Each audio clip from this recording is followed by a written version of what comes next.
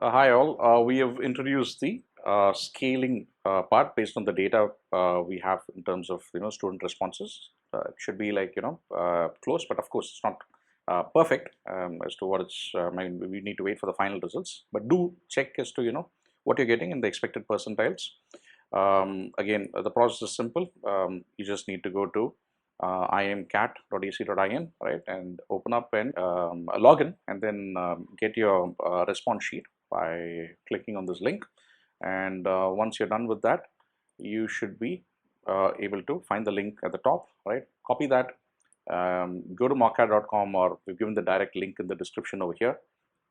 Click on the percentile predictor and input your URL, and you should be able to get your results, right? So this is going to be scaled as well after the scaling process, right? In case you've tried it already, do check once again as to see as to what you're getting.